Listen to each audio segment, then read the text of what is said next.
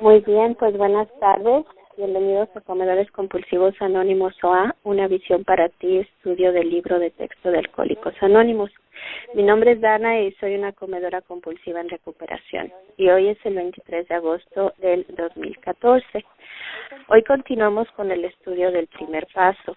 Para escuchar la grabación de esta reunión, puedes marcar el número 605-562-3132, código 433882, y el número 1 para nuestra primera reunión, 2 para la segunda y 3 para la tercera, que es esta reunión. Si te encuentras fuera del país de Estados Unidos, puedes contactarnos a nuestro correo electrónico unavisiónparati@gmail.com para enviarte el número de teléfono nacional de tu país y el horario para entrar a las reuniones. Nos reunimos sábados y domingos, 4 de la tarde, hora del este de Estados Unidos. El preámbulo de Comedores Compulsivos Anónimos OA. Comedores Compulsivos Anónimos es una hermandad de individuos que, compartiendo su experiencia, fortaleza y esperanza, se están recuperando de comer compulsivamente. Damos la bienvenida a todos aquellos que desean dejar de comer compulsivamente. No hay membresías ni cuotas. Para los miembros, nos mantenemos con nuestras mismas contribuciones. No aceptamos ni solicitamos contribuciones externas. OA no está afiliada a ninguna organización pública o privada, partido político, ideología o doctrina religiosa. No entramos en controversias en asuntos ajenos. Nuestro objetivo primordial es abstenernos de comer compulsivamente y llevar el mensaje de recuperación a través de los 12 pasos de OA a aquellos que todavía sufren. Nuestra quinta tradición afirma: cada grupo tiene un solo objetivo primordial: llevar su mensaje al comedor compulsivo que todavía sufre. En una visión para ti, estudio del libro de Alcohólicos Anónimos, nuestro mensaje es este: los individuos que sufren de comer compulsivamente pueden recuperarse a través de la abstinencia y los 12 pasos y las 12 tradiciones de OA. Gama, si estás ahí, ¿te gustaría leer los 12 pasos y las 12 tradiciones? Sí, yo los leo. ¿Me escuchan? Sí, gracias. Ok, Gamaliel, comelón compulsivo. Los 12 pasos. Admitimos que éramos impotentes ante la comida, que nuestras vidas se había vuelto ingobernable. 2. Llegamos a creer que solo un poder superior a nosotros mismos podría devolvernos el sano juicio. 3. Decidimos poner nuestra voluntad y nuestra vida al cuidado de Dios, tal como nosotros lo concebimos. 4. Sin ningún temor, hicimos un minucioso inventario moral de nosotros mismos. 5. Admitimos ante Dios, ante nosotros mismos y ante otro ser humano la naturaleza exacta de nuestra falta. 6. Estuvimos completamente dispuestos a dejar que Dios eliminase todos estos defectos de carácter. 7. Humildemente le pedimos que nos liberase de nuestros defectos de carácter. 8. Hicimos una lista de todas aquellas personas a las que habíamos ofendido y estuvimos dispuestos a reparar el daño que les causamos. 9. Reparamos directamente a cuanto nos fue posible el daño que le habíamos causado, salvo en aquellos casos en el que hacerlo perjudicaría a ellos o a otros. 10. Continuamos haciendo nuestro inventario personal y cuando nos equivocábamos lo admitíamos inmediatamente. 11. Buscamos a través de la oración y la meditación mejorar nuestro contacto consciente con Dios, tal como lo concebimos, pidiéndole solamente que nos permitiese conocer su voluntad para con nosotros y nos diese la fortaleza para cumplirla. 12. Habiendo experimentado un despertar espiritual como resultado de estos pasos, tratamos de llevar este mensaje a las personas que comen en exceso y de practicar estos principios en todos nuestros asuntos. Y las 12 tradiciones, las estoy buscando.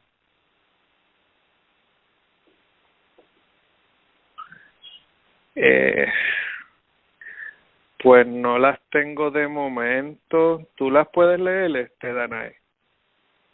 Sí, claro que sí, aquí las tengo. Muchas gracias, Gamaliel. Gracias a ti. Las 12 tradiciones de OA. 1. Nuestro bienestar común puede tener la preferencia. La recuperación personal depende de la unidad de OA. 2. Para el propósito de nuestro grupo solo existe una autoridad fundamental, un Dios bondadoso como se expresa él mismo en la conciencia de nuestro grupo. Nuestros líderes no son más que fieles servidores, no gobiernan. 3. El único requisito para ser miembro de OA es el deseo de dejar de comer compulsivamente. 4. Cada grupo debe ser autónomo, excepto en asuntos que afecten a otros grupos o a OA como un todo. 5. Cada grupo tiene un solo objetivo primordial, llevar su mensaje al comedor compulsivo que todavía sufre.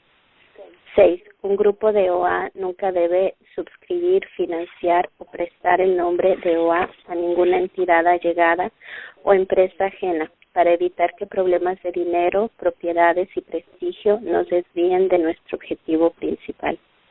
6. Todo grupo de OA debe mantenerse a sí mismo, negándose a recibir contribuciones externas. 8. Comedores compulsivos anónimos OA nunca tendrá carácter profesional, pero nuestros centros de servicio pueden emplear trabajadores especiales. 9. OA como tal nunca debe estar organizada, pero podemos crear juntas de servicios o comités de servicios que sean directamente responsables ante aquellos a quienes sirven.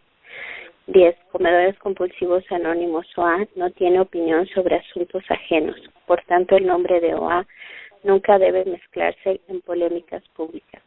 10. Nuestra política de relaciones públicas se basa en la atracción más que en la promoción. Tenemos que mantener siempre el anonimato personal en prensa, radio, cine, televisión y otros medios de comunicación públicos. 12. El anonimato es la base espiritual de todas estas tradiciones, que nos recuerdan que debemos anteponer siempre los principios a las personalidades. Bueno, muchas gracias.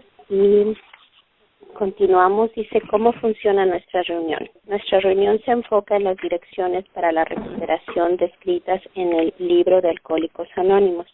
Leemos un párrafo o dos del libro, paramos y compartimos sobre lo que se leyó. Cualquiera puede compartir, solo te pedimos que mantengas tu compartir enfocado al párrafo que se leyó y compartir por 3 minutos. Compartimos sobre lo que significa para nosotros lo que se leyó. Para compartir, solo presiona estrella 6 para escucharte e identifícate. Al terminar, di paso y presiona estrella 6 para silenciar tu teléfono. Para poder tener una reunión sin interferencias, todos, excepto el que tiene la palabra, deben sus teléfonos silenciados. Hoy continuamos con nuestro estudio del primer vaso. Adelante, Marcela. Gracias, Dani. Hola, Gama. Muchísimas gracias por tu servicio y por haber traducido el formato de A Vision for You. Estoy sumamente conmovida de que lo hayas hecho y es mi esperanza de que algún día lleguemos a recrear lo que está sucediendo en A Vision for You, aquí en Una Visión para Ti. Y vuelvo a pedirle al Poder Superior que un día nos conceda que podamos estudiar este libro línea por línea, párrafo por párrafo, como lo hacen en A Vision for You, en cuanto tengamos, en vez de ser nada más una persona recuperada, que los 3 estemos recuperados. Y entonces la segunda vez que hagamos los pasos que están descritos en este libro, podamos leer un poco más párrafos hasta que llegue el día en que podamos estudiar cada línea. Ojalá que esa sea la voluntad del Eterno. Muy bien, entonces vamos a estar, ahora estamos en la página 32 del libro grande de Alcohólicos Anónimos. Y si hay alguien escuchando esta grabación, los invitamos a que escuchen las 2 primeras, en donde discutimos la opinión del médico y el inicio del paso número 1. Ahora estamos discutiendo los 4 ejemplos de qué es lo que nos pasa cuando por alguna razón recaemos, que ya entramos a OA, que ya hicimos un inicio, que ya hemos experimentado algún periodo de abstinencia, que comprendemos en la mente que tenemos una alergia física a ciertos alimentos o al volumen de ciertas comidas o a las dos cosas, y sin embargo volvemos a comer. Entonces, como discutimos ayer, está el individuo de 30 años, que está en la página 32. Y este individuo de 30 años se emborrachaba continuamente, pero a él le fascinaba su trabajo, comprendió que si quería tener éxito en su trabajo tenía que dejar de beber, dejó de beber durante 20 años, creo, 25 años, por aquí dice, en el segundo párrafo de la página 32, el caso de un individuo que tenía de 30 años, que vivía en continuas parrandas, tenía la ambición de triunfar en los negocios, pero se dio cuenta de que no iba a poder. Hombre excepcional, estuvo seco, o sea, sin beber, pero sin recuperación, durante 25 años. Cumplió 55 después de una carrera productiva, y entonces fue víctima de una creencia que tiene prácticamente todo alcohólico, que su largo periodo de sobriedad y autodisciplina le había capacitado para beber como las demás personas. Entonces, ¿qué es lo que hacía nuestro buen amigo de 30 años? Pues él iba, ¿verdad? Y iba a su trabajo, y pues estando en su empleo, en su trabajo, en su carrera, pues tenía resentimientos y tenía problemas y tenía dificultades, porque pues así es la vida. Pero cada vez que tenía una dificultad decía, bueno, nada más mientras hago el negocio, pero cuando me retire, y me voy a retirar cuando cumpla 55 años, entonces voy a descansar, me voy a sentar en mi sillón, voy a sacar mis pantuflas y voy a tomar como a mí me gusta tomar. Y vemos al final de su historia que se murió 4 años después. Empezó a beber, no pudo parar, perdió el control y se murió. Y si ustedes son como yo, en alguna época de sus vidas, ustedes han adelgazado por dietas o por otros métodos, pero siempre que tenían la tentación de comer, que tenían un antojo o que tenían un problema, una preocupación, un resentimiento, uno dice, pues nada más mientras esta época, ¿verdad? Mientras cumplo las 16 semanas de Weight Watchers, mientras cumplo los 3 meses de mi otra dieta, mientras se me acaba la membresía del gimnasio, mientras llego a mi peso meta, mientras llego a ponerme ese vestido que me compré para ese evento, y después, el día que llegue a la fiesta, cuando me ponga mi vestido bonito, me ponga a bailar, ese día voy a comer. Y esa es el refugio, o ese es el sueño, o esa es la ilusión, o esa es la fantasía que tenemos en la mente. Y por eso siempre volvemos a comer. Entonces, este es el caso de la persona de 30 años. Vamos a pasar ahora al siguiente caso que podemos encontrar en la historia de Jim. La historia de Jim está escrita en la página 35. En la página 35, en el segundo párrafo, el que empieza con ¿qué clase de pensamiento predomina en el alcohólico? ¿Lo quieren leer algunos de ustedes dos? Yo lo leo, Gamaliel. ¿Qué clase de pensamiento predomina en el alcohólico que repite una y otra vez el desesperante experimento de la primera copa? Los amigos que han razonado con él después de una borrachera que lo ha llevado hasta el punto del divorcio o la bancarrota se quedan desconcertados cuando lo ven ir directamente a la cantina. ¿Por qué lo hace? ¿En qué está pensando?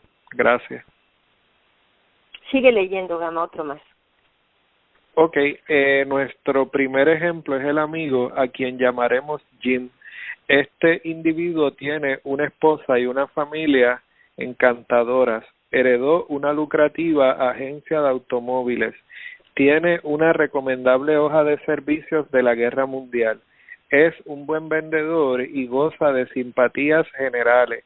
Es un hombre inteligente, normal hasta donde podemos ver, excepto por su índole nerviosa. No bebió hasta los 35. Al cabo de unos cuantos años se ponía tan violento cuando bebía que hubo necesidad de internarlo. Al salir del centro de tratamiento se comunicó con nosotros. Entonces aquí vemos a Jim.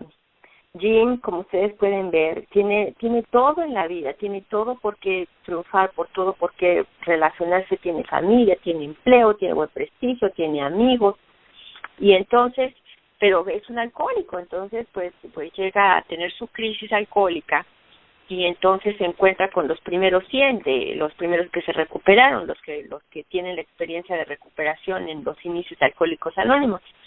Dice en el siguiente párrafo: le hablamos de lo que sabíamos acerca del alcoholismo y de la solución que habíamos hallado. Puso manos a la obra. ¿Qué quiere decir esto? Se comunicó con Billy, con Bob y con las primeras personas que se recuperaron. Le explicaron que tenía una enfermedad, que tenía una alergia física, que tenía una obsesión mental. A lo mejor empezó a hacer unos pasos, a lo mejor tomó 1, 2 y 3, a lo mejor tomó todos los pasos, pero después se alejó, dejó de ir a las reuniones, dejó de practicar este estilo de vida y aunque sabía en su mente que no era una buena situación seguir tomando, volvió a tomar. En la página 36, en el párrafo donde dice: pese a todo esto, volvió a emborracharse. Pese a todo esto, volvió a emborracharse. Aquí está una persona inteligente, exitosa, que ya conoció Alcohólicos Anónimos, ya conoció el programa, ya lo experimentó, ya estuvo sobrio un tiempo y sin embargo volvió a emborracharse. Y entonces dice: le pedimos que nos dijera exactamente cómo había sucedido. Esta es la historia. Fui a trabajar el martes por la mañana. Recuerdo que me sentí disgustado porque tenía que ser vendedor en un negocio del que antes había sido dueño. Crucé unas palabras con el patrón, pero no fue nada serio. En fin, se enojó, tuvo un resentimiento, adquirió un resentimiento. Se fue a trabajar y dijo: pobre de mí, antes yo era el jefe y el patrón de este negocio, y ahora tengo que ser un empleado. Se enojó con su jefe, intercambió unas cuantas palabras, y en el siguiente párrafo dice: ¿quieres leer ese párrafo, Dani? El que dice repentinamente.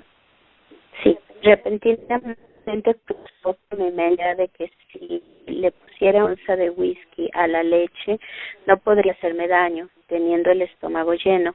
Pedí el whisky y se lo eché a la leche. Vagamente percibí que no estaba siendo muy vivo, pero me tranquilicé pensando que estaba bebiendo el licor con el estómago lleno. El experimento iba tan bien que pedí otro y lo eché en más leche. Esto no pareció molestarme, así que lo repetí. En fin, que este es el experimento de Jim. ¿Cómo he hecho yo este experimento? Pues yo entré a comedores compulsivos, como les repito, en 1985, creo que fue en los 80, en la Ciudad de México. Y yo adelgacé muchísimo. Yo llegué a ser la talla 4 que soy ahora. Y después me alejé de las juntas. Y después, no sabía nada del programa, pero sí sabía que existía algo como comedores compulsivos. Y sí sabía que si yo iba a las juntas y me reunía con otras personas que tenían el mismo problema, que yo podía abstenerme de comer entre comidas y de comer grandes volúmenes. Pero llegó el día, cuando yo estaba alejada de las juntas, que dije, bueno, si tomo un poco de jugo en medio de las comidas no me va a hacer tanto daño. Y el experimento resultó tan bueno, pero tan bien, mi experimento fue tan bien de tomar jugo en medio del desayuno al lunch y del lunch a la comida. No subí nada de peso, no me dieron tantas ganas de comer, resultó tan bien que ya lo hice una norma. Dije, bueno, de ahora en adelante yo voy a tomar jugo entre el desayuno y el lunch, y entre el lunch y la cena. Y me fue muy bien durante unos cuantos meses. No subí de peso, no me angustié. Pero después, un día fatídico, no había jugo. Entonces dije, bueno, pues si no hay jugo, me voy a comer la fruta, ¿verdad? Entonces la fruta entre comidas estuvo muy bien. Yo dije, en mi mente dije, el experimento resultó tan bueno que me voy a comer unas frutas entre comidas. Y subí, pero poquito, como tal vez 2 libras. Dije, bueno, 2 libras para toda la fruta que me estoy comiendo y el jugo porque ahora es jugo y fruta. Y no es nada más una vez, es 2 o 3 veces entre comidas. Y el experimento me resultó tan bien que a eso le añadí una quesadilla. Entonces ahora estoy desayunando con una quesadilla, con una fruta entre comidas, con un jugo entre comidas, se me junta con la comida, se me junta con la cena. En unos poquitos meses estoy comiendo todo el santo día. En otros poquitos meses ya subí, no 2 libras, ya subí 15. Y en un año ya subí todo el peso que había subido, más un poco más. Mi experimento resultó también que lo repetí, hasta que volví a subir todo mi peso. Tengo mucha hambre continuamente, tengo una inmensa necesidad de seguir comiendo, tengo vergüenza, tengo remordimiento, tengo confusión, no quiero volver a las reuniones de comedores compulsivos, no quiero ni volver a intentarlo, me da pánico pensar lo que la gente va a ver cuando me vea que ya estoy gordota otra vez, tengo angustia, tengo ansiedad, y todo ¿por qué? Porque no hice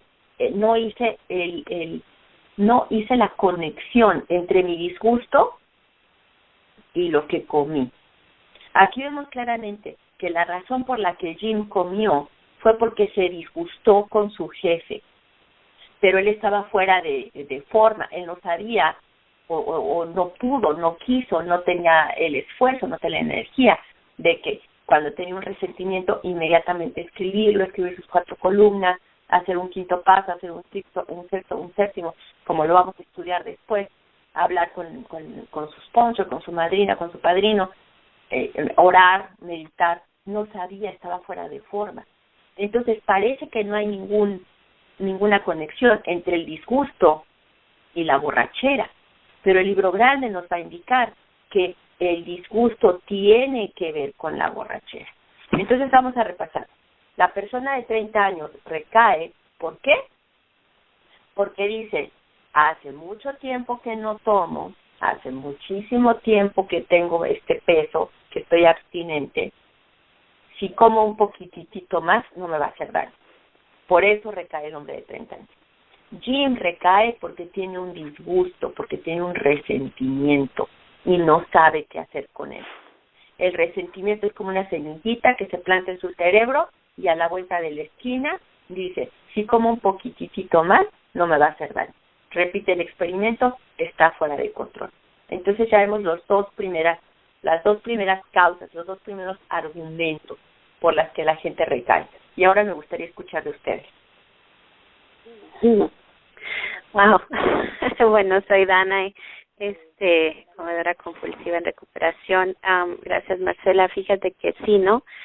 Yo también he experimentado ambos en mi carrera en programa, que cuando también perdí todo el peso y llegué aquí a Estados Unidos, realmente me tuve que alejar, ¿no? Me tuve que alejar de lo que yo estaba acostumbrada en cuanto al programa y todo. Y de verdad, algo en mi mente dijo, bueno, ya estás delgada, ya has mantenido tu peso por muchos años. Si comes un poco más, no va a pasar nada, más estás haciendo ejercicio, ¿no? Y además ya has bajado más. O sea, yo de verdad me sentí inmune. O sea, de verdad yo pensé que ya no iba nunca a recuperar ese peso. Y no empecé con lo dulce, empecé en extra aquí. Y como compartí ayer, de repente si había un postre, decía yo, bueno, no me voy a comer la rebanada, le voy a hacer como mi tía, está tan flaquita y ella nada más prueba las cosas, ¿no? Entonces yo probaba, siempre ella decía que el 1%, ¿no? Entonces yo probaba un pedacito y decía ya, y de repente ya no era una rebanada de pastel, ya al rato eran las conchas, y ya al rato era una bolsa de papas, y ya de repente ya no era 1 libra o 1 kilo, ya de repente eran 20, 30 y subí, ¿no? Entonces, y todo era realmente por no tener las herramientas, porque en ese entonces yo no conocía las herramientas que este libro me da, ¿no? Las direcciones de todo, de vivir como dicen en el 10º, 11º y 12º, O sea, yo no tenía esas herramientas y noto cómo el disgusto, el temor me llevó. O sea, fue por eso, no nada más me regresó la obsesión por sí, sino también estar incómoda, estar en un lugar nuevo y no saber, honestamente, no saber qué hacer con mis emociones, ¿no? Cómo manejarlas y estar alejada, ¿no? Definitivamente del grupo, de la fraternidad, todo así igualito que a él le pasó, ¿no? Entonces, eso es lo que quería compartir y con eso paso. Gracias. No sé si alguien más quisiera compartir. Gamaliel, comelón compulsivo, pues me identifico con lo que dicen y con lo que compartieron, y pensaba que yo entiendo que desde, no quiero decir desde niño, pero desde mucho antes, el vivir una vida resentido, sí, yo creo que de eso se trata en mi caso. Y la primera vez que trabajé los pasos, pues estuve claro de eso, pero pues seguí igual. Yo creo que me sentí un tiempo mejor, perdí peso, pero volví a caer en lo mismo y sí, tenía o tiene que ver con resentimientos pues que todavía estaban ahí y yo no hice lo que tenía que hacer.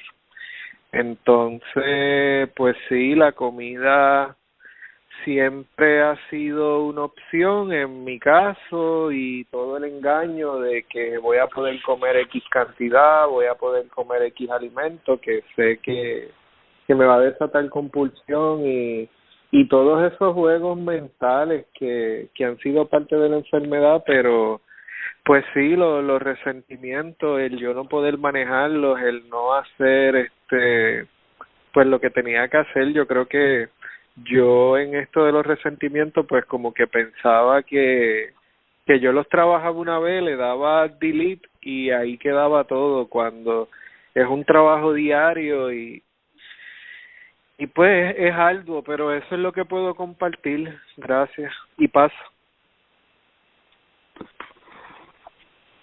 Gracias, Gamaliel. No sé si alguien más quisiera compartir. Muy bien. Adelante, Marcela. Ok, entonces ahora estamos en la página 37. Gracias a Gama, gracias a Dani. Página 37 en el último párrafo. Ahora vamos a ver el tercer caso de la persona recaída, el tercer gran argumento, el tercer gran patrón mental de la gente que recae. Estamos en la página 37 al final. ¿Quién quiere leer ese párrafo? Yo lo puedo leer. Dice: con respecto a la primera copa, nuestro proceder es tan absurdo e incomprensible como el del individuo, pongamos por caso, que tiene la manía de cruzar a media calle. Siente cierto placer en saltar frente a vehículos que van a gran velocidad. Durante unos años se divierte así, a pesar de las amistosas advertencias. Hasta aquí tú lo calificarás como un tonto con ideas raras acerca de lo que es divertirse. Más tarde la suerte lo abandona y es lastimado levemente, varias veces seguidas. Pensarías que aquel individuo, si es normal, no lo volvería a hacer. Al poco tiempo, sin embargo, reincide y esta vez sufre una fractura de cráneo. Después de una semana de salir del hospital, le atropella un tranvía y le rompe un brazo. Te dice que ha decidido dejar de cruzar a media calle de una vez por todas, pero a las pocas semanas le rompen las dos piernas. A través de los años continúa esta conducta acompañada de sus promesas de ser cuidadoso y de alejarse de la calle del todo. Por fin ya no puede trabajar. Su esposa se divorcia de él y queda en ridículo ante todos. Trata por todos los medios imaginables de quitarse de la cabeza la idea de cruzar a media calle. Se encierra en un centro de tratamiento con la esperanza de enmendarse, pero el día que sale se cruza enfrente de un carro de bomberos que le rompe la columna vertebral. Un individuo como este tiene que estar loco, ¿no es así? ¿Continúo o ahí paro? Vamos a parar allí. cómo me cae bien en el original dice The Jaywalker. The Jaywalker, eso es el maniático que cruza la calle para, como dicen en la Ciudad de México, para torear el tráfico, ¿verdad? Eso yo me acuerdo que había gente que hacía eso en la Ciudad de México, torear el tráfico, jugar a los toros con el tráfico y pasar, que pasan los carros cerca de wow y decir sobreviví, right? Entonces pues es una persona que lo hace para divertirse, como aquí dice, con ideas raras acerca de lo que es divertirse, que está bien traducido, ¿verdad? En el original dice queer ideas of fun, ideas muy peculiares o ideas muy anormales, ideas fuera de lo común, de lo que es divertirse. Y entonces esta persona lo hace por divertirse. Y yo no sé si ustedes son como yo, pero yo cada vez que estoy aburrida, prendo la televisión y me dan ganas de comer. De hecho, mi último atracón, el último, ojalá que sea el último, eso fue lo que sucedió. Unos amigos habían traído una caja de galletas que me dijeron, habían venido a comer a la casa y me trajeron una gran caja de galletas muy muy caras, muy artesanales, que eran gourmet, kosher, vegan, orgánicas, lo que sea, ¿verdad? Y me dijo mi amiga, mételas al congelador y tienes galletas para un año. Y yo internamente me reí y dije, sí, cómo no, galletas para un año, estas galletas a mí no me duran ni 3 días, no me van a durar un año. Se fueron todos mis amigos y me dejaron con las galletas. Eran de esas galletas súper extra grandes que son como pequeños pancakes y súper gigantes que miden como media pulgada de ancho.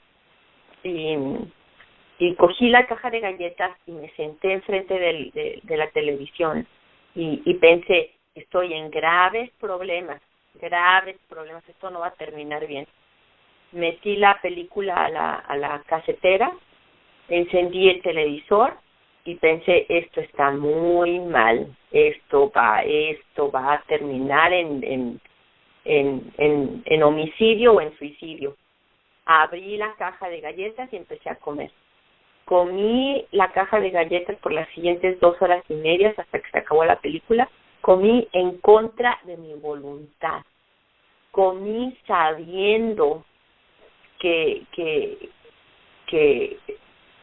consciente de la cantidad de calorías, gramos de grasa, gramos de carbohidratos, horas que me iba a tomar en el gimnasio, sabiendo cómo me iba a afectar, sabiendo que yo odio estar gorda, sabiendo que me estaba haciendo daño, con dolor de estómago, me dolía el estómago y yo seguía comiendo. Al final de mi atracón tenía la lengua toda inflamada, tenía sed porque me comí las galletas secas, tenía sed, tenía todo el estómago distendido, no ni siquiera me acuerdo haber puesto la atención a la película, no tenía ni idea de lo que se trataba la película. La única razón por la que paré de comer fue porque me acabé las galletas, ya no había ninguna en la caja. Me fui al baño, volví el estómago, me fui llorando incontrolablemente al gimnasio y caminé 2 horas en la caminadora, en la máquina caminadora y me pregunté, ¿qué me pasa? Estoy completamente loca, no puedo, comprendo que no puedo comer, comprendo que me hace daño, estoy consciente de los kilos que voy a subir y no puedo parar de comer. Entonces, si ustedes se dan cuenta, esa fue mi muy peculiar idea de divertirme, darme un tremendo atracón enfrente de la televisión. Y si hay alguna circunstancia en la que yo soy sumamente peligrosa con esta adicción en particular, es cuando no tengo nada que hacer. Cuando no tengo nada que hacer, prendo la televisión y busco algo que comer. Y ahora me gustaría escuchar de ustedes. Wow. Dana, comedora compulsiva en recuperación. Sí, definitivamente también, ¿no? Esa distracción, ese placer. Yo me acuerdo cuando, porque yo decía, no, yo realmente no fui así comedora compulsiva hasta ya, en mis 20, ¿no?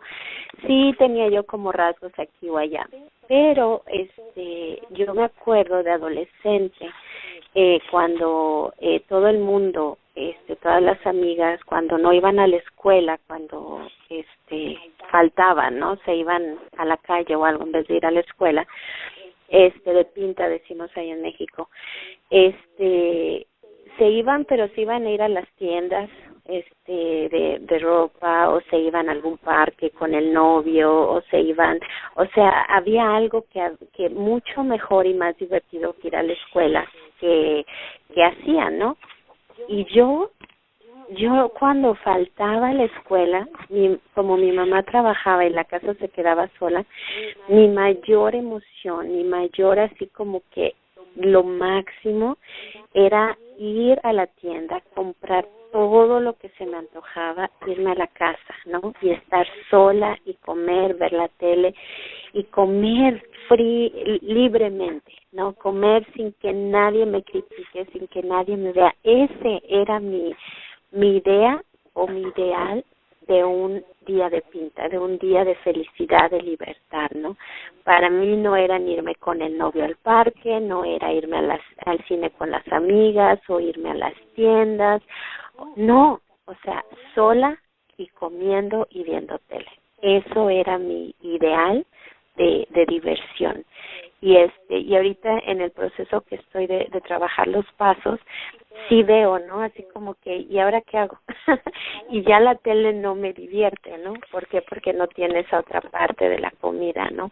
Entonces, sí empieza a haber ese cambio, ¿no? Algo dentro de mí que está pasando, pero definitivamente me reflejo con este tercer argumento, ¿no? De para divertirme. Y salí con las amigas siempre a comer, o sea, eso era divertido, ¿no? Siempre que algo que haya de comer en cualquier actividad, ir a una fiesta que van a dar de comer, ¿no? Entonces sí, ese es mi ideal de diversión, ¿no? La comida. Y con eso paso, muchas gracias. ¿Alguien más? Nada más apretando estrella 6 si quieren compartir. Sí, Gamaliel, comelón compulsivo. Yo pienso que para mí la comida, pues de donde yo aprendí o entendí que es una forma de gratificarme. Y estaba pensando, por mucho tiempo yo hacía un ejercicio que era pensar ese alimento que yo quería comer compulsivamente. Yo pensaba bien pues qué era lo que me daba, y pensaba en lo bueno y en lo malo, y yo pensaba que por mi fuerza de voluntad yo iba a poder como controlar no consumirlo, pero finalmente lo consumía, y pensaba y decía, es como una forma de gratificarme que después de todo era momentáneo, y yo estaba y estoy consciente que lo que venía después de eso pues era dolor, miseria, además del aumento de peso, el cambio en los estados de ánimo, no querer estar conmigo mismo.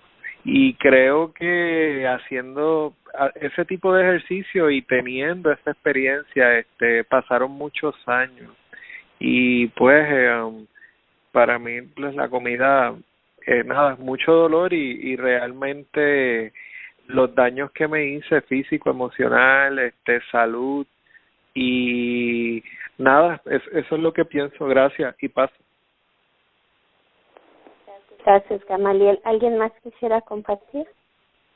Estrella 6 para escucharle.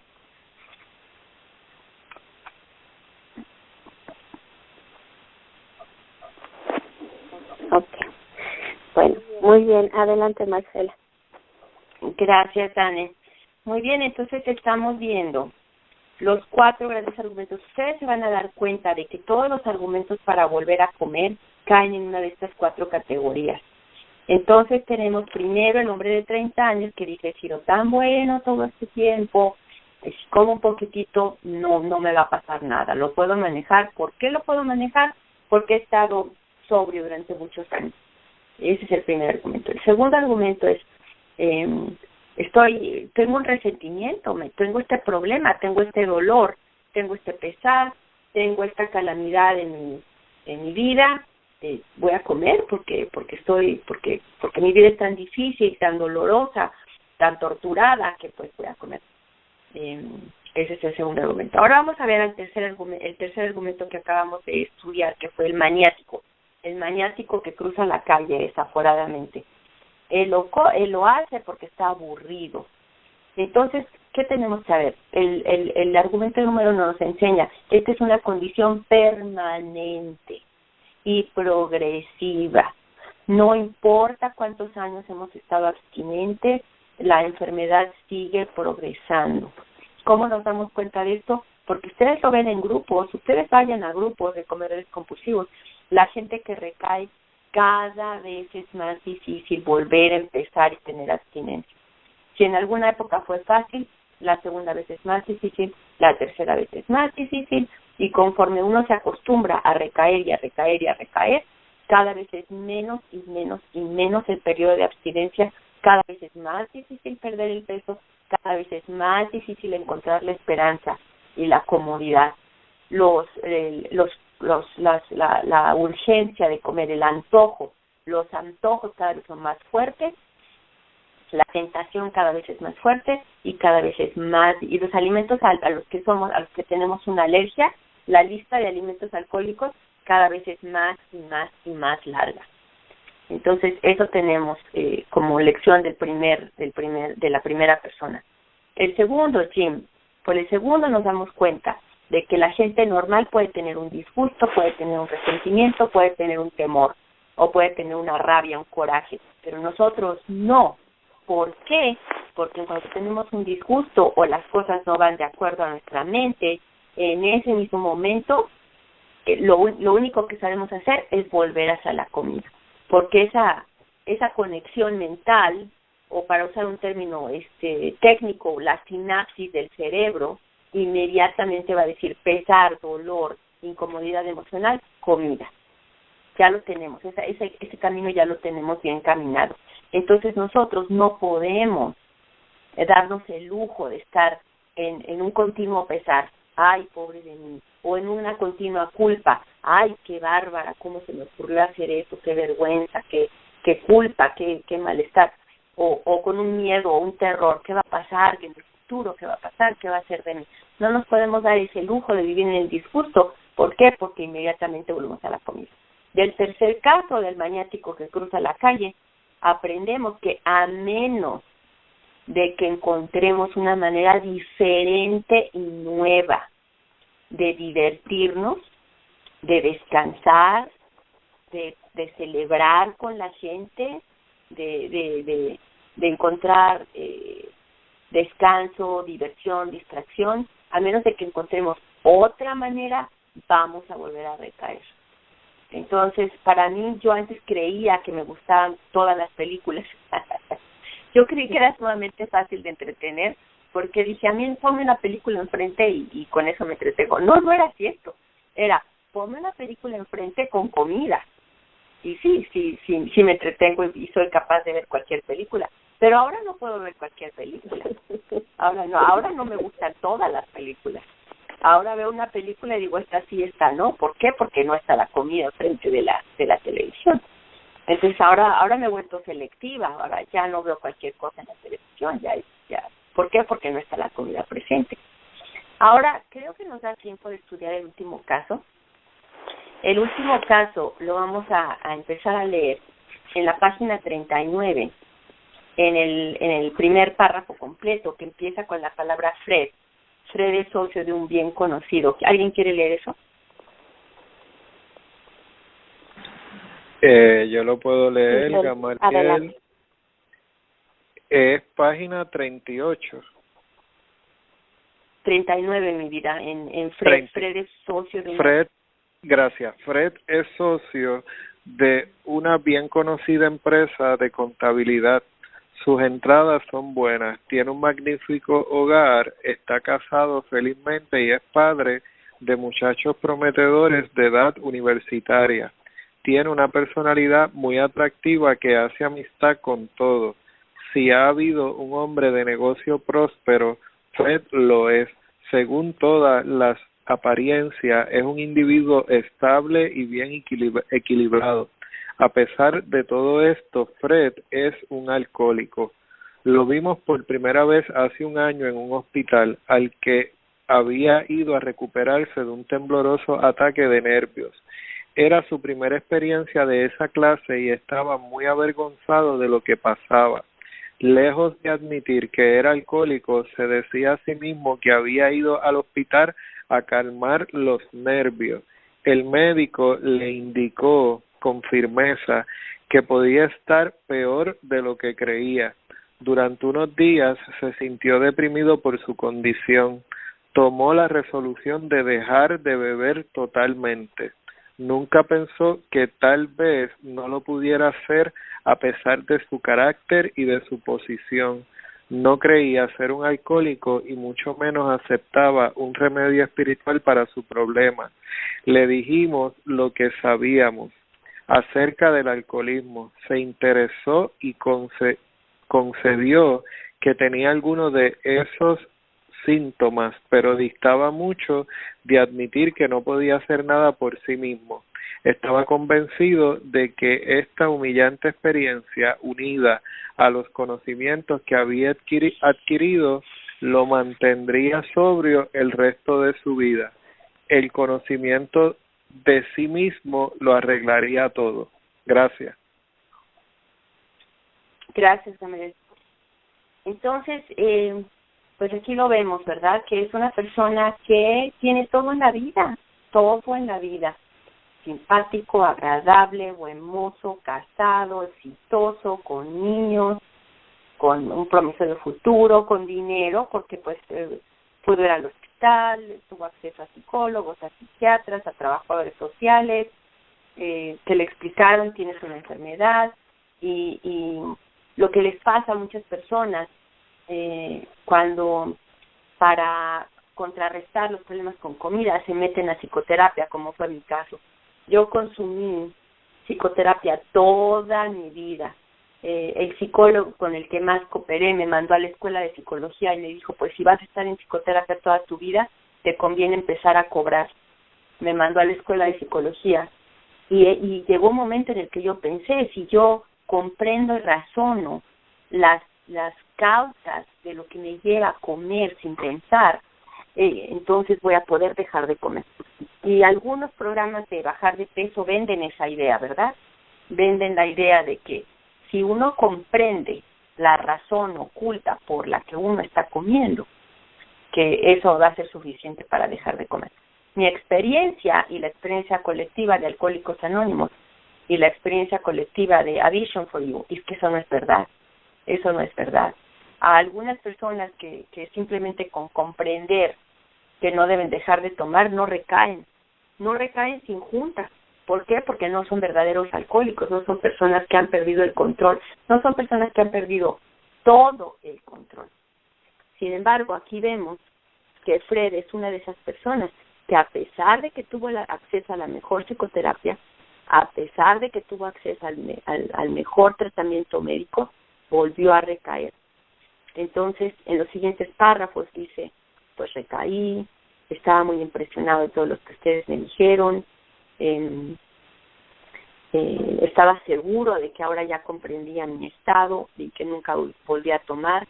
Después en la página 41 dice, empieza en la página, los primeros renglones de la página 51 dice, mi negocio salió bien, estaba satisfecho, sabía que también lo estarían mis socios, era el final de un día perfecto y no había ninguna nube en el horizonte.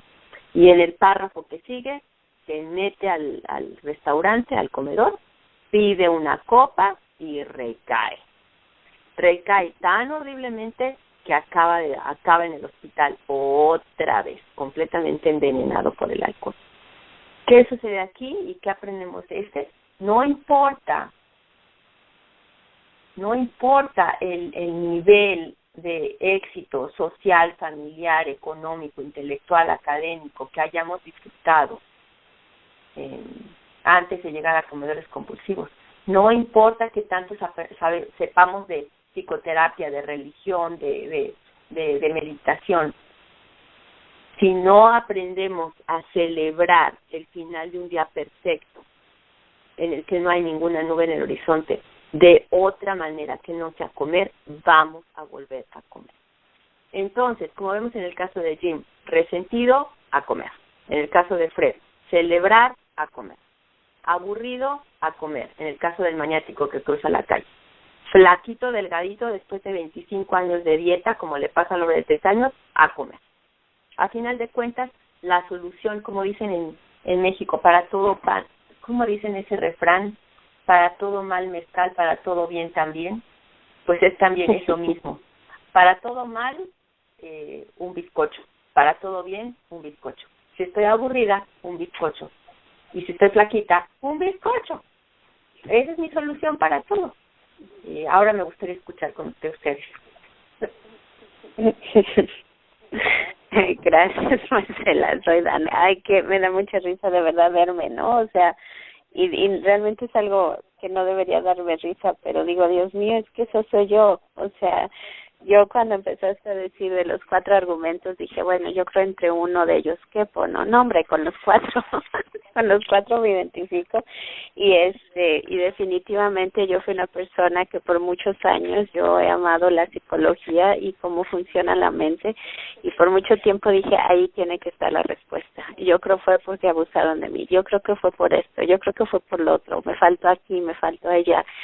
Y me cansé de buscar razones, ¿no? Y cuando entendí que era comedora compulsiva, dije, bueno, entonces ya sé, con que no haga esto, con que no haga lo otro, voy a dejar de comer compulsivamente, ¿no? Y darme cuenta que no importa cuál es la razón, siempre pienso que la comida, o pensaba que la comida iba a ser la solución, ¿no? En un momento de pena, perdí mi trabajo y a comer, ¿no? Me cambié de casa o tenía algún carro nuevo y a comer. O sea, un disgusto, un té comer, todo, ¿no? Ha sido, la comida ha sido mi amigo, y no sé qué otra cosa dice una canción por ahí, ¿no? Entonces, eso ha sido la comida, ha sido mi todo, ¿no? Mi Dios, y bueno, con eso paso. Gracias. Adelante, ¿alguien más quisiera compartir?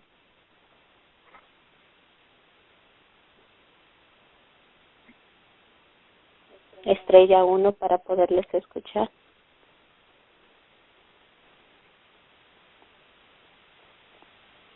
Digo, estrella 6, perdón. Estrella 6 es lo que te iba a decir, sí.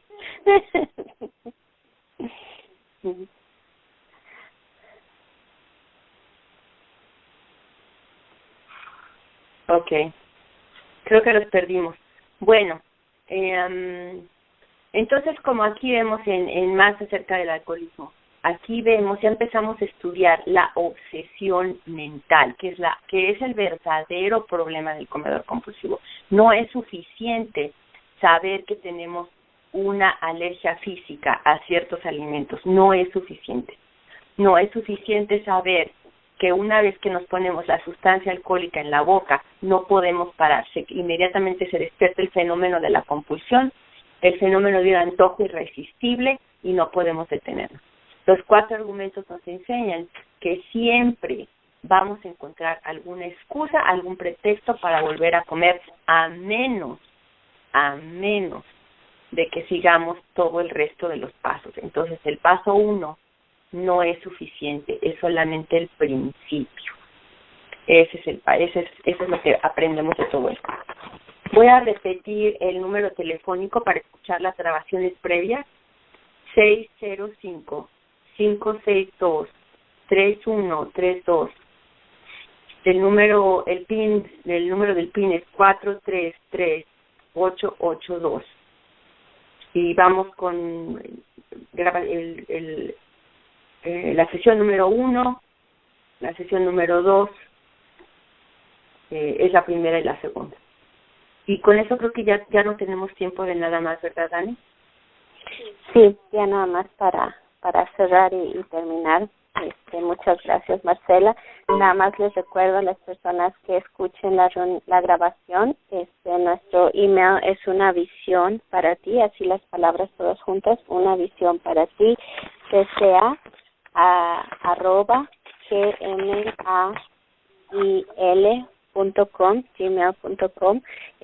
por si si estás fuera de Estados Unidos y necesitas el número de teléfono nacional de tu país para entrar a las reuniones. Y bueno, entonces hemos llegado al final de nuestra junta. Gracias a todos por participar el día de hoy. Gracias por la lectura, Gama. Gracias, Marcela. Y gracias a la otra persona que entró por estar ahí. Y cerramos el día de hoy con la declaración de la responsabilidad. Y pueden apretar estrella 6 para unir sus voces. Dice, yo soy responsable cuando cualquiera, donde quiera, extienda su mano pidiendo ayuda. Quiero que la mano de OA esté siempre ahí. Y por eso yo soy responsable. Soy responsable. Muchas gracias. Bueno, gracias a ambas. Un abrazo.